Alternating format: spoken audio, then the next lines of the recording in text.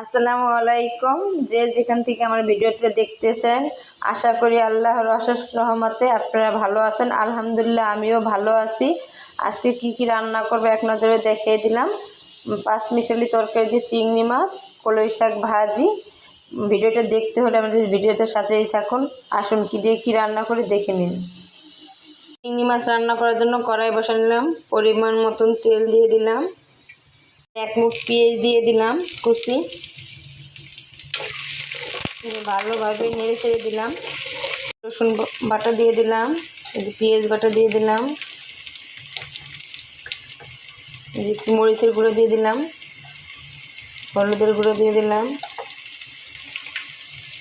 স্বাদ মতন লবণ দিয়ে দিলাম,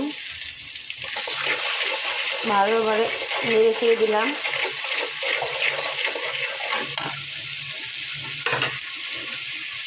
কিছু কাঁচামরিচ দিয়ে দিলাম, কিছু চিংড়ি মাছ বাটা দিয়ে দিলাম,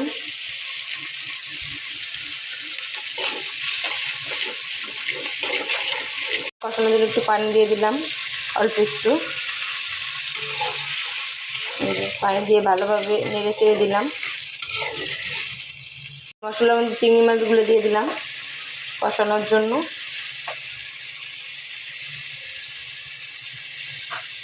ভালোভাবে নেড়ে ছেড়ে দিলাম।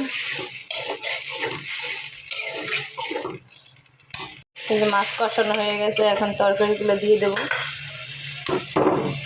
তরকারিগুলো দিয়ে দিলাম, তরকারি দিয়ে নেড়ে ছেড়ে দিলাম। এখন ঢেকে দেবো, অনেক তরকারি তো ভালোভাবে নাড়া দিতে দেবো। যখন একটু সেদ্ধ হয়ে যাবে তখন নাড়া দিতে সুবিধা হবে, তরকারিটা কমে যাবে। এখন ঢেকে দেবো, সেদ্ধ হয়ে গেছে, এখন ভালোভাবে নেড়ে ছেড়ে দেবো। দেখেন সেই অনেকগুলো তরকারি কিন্তু কমে গেছে। এখন আবার ভালোভাবে নেড়ে ছেড়ে ঢেকে দেবো। কষানোর পরে ঝোলের পানি দিয়ে দেবো। তরকারি কষানো হয়ে গেছে, এখন ঝোলের পানি দিয়ে দেবো। ঝোলের পানি দিয়ে দিলাম। ঝোলের পানি দিয়ে তরকারি ভালোভাবে নেড়ে ছেড়ে দিলাম। এখন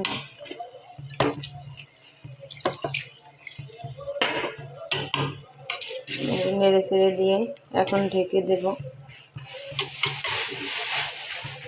ওটা দিয়ে দিলাম, পরে দিলে সেদ্ধ হবে না, আগিয়ে দিয়ে দিলাম যেহেতু একটু টমেটোটা কাঁচা।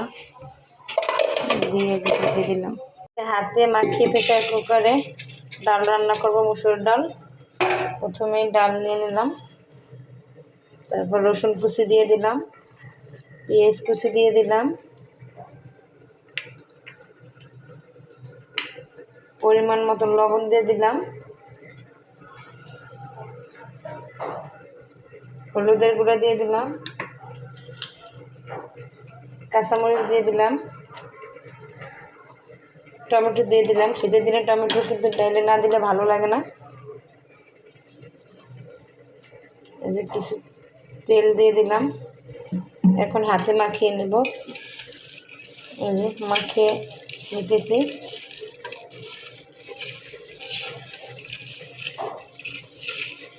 এই যে মাখানো শেষ, এখন পানি দিয়ে দেব। এই যে পানি দিয়ে দিলাম। এখন প্রেসার কুকার মুখ লাগিয়ে 4-5টা সিটি দেবো, তাহলে ডাল হয়ে যাবে। কত দূর হলো, ঢাকনা উঠে নিলাম। তরকারি হওয়ার মধ্যেই দেখি লবণ হয়েছে নাকি, একটু লবণ লাগবে। এই যে লবণ দিয়ে দিলাম একটু। এখন ভালোভাবে নিচে দিলাম। আর কিছুক্ষণ জাল হওয়ার পরে ধনিয়াপাতা দিয়ে নামিয়ে নেব তরকারিটা। তরকারিটা হয়ে গেছে, এখন ধনিয়াপাতা দিয়ে নামিয়ে নেব। ধনিয়াপাতা দিয়ে দিলাম। এখন ধনিয়াপাতা একটু সিদ্ধ হোক, তারপর নামিয়ে নেব। এখন নামিয়ে নেব। কলই শাক রান্না করার জন্য কড়াই বসে নিয়েছি, পরিমাণ মতো তেল দিয়ে দিলাম। তেল গরম করার জন্য অপেক্ষা করতেছি। এই যে কলই শাকের মধ্যে পেঁয়াজ কুচি আছে, কাঁচামরিচ কুচি, এখন এই তেলের মধ্যে ঢেলে দেব। এই যে তেল গরম হয়ে গেছে, তেলের মধ্যে ঢেলে দিলাম। স্বাদ মতন লবণ দিয়ে দিলাম।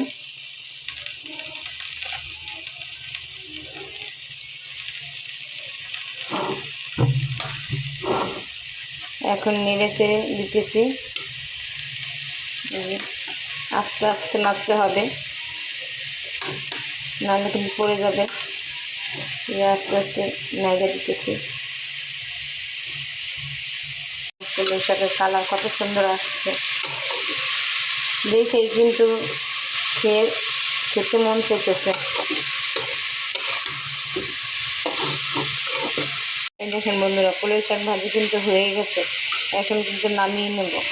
এই শাকটা সবুজ থাকতে থাকতে নামাই নিতে হবে, নাহলে কিন্তু লাল হয়ে যাবে। লাল হলে কিন্তু শাক ভাজি খেতে ভালো লাগে না, তাই সবুজ সবুজ থাকতে থাকতে নামাই নিতে হবে। এখন আমি নামিয়ে নেব ভাজিটা। তো ডাল হয়ে গেছে, এখন ধনেপাতা দিয়ে নামিয়ে নেব ডাল। ডাল হয়ে গেছে, এখন ধনেপাতা দিয়ে ডাল নামিয়ে নেব। ধনেপাতা দিয়ে দিলাম, এখন ডাল নামিয়ে নেব।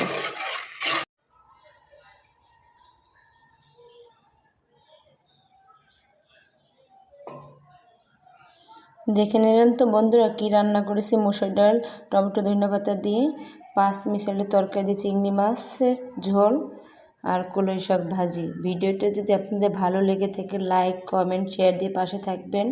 সুস্থ থাকেন, ভালো থাকেন, নিরাপদে থাকেন। আজকের মতন আল্লাহ হাফেজ।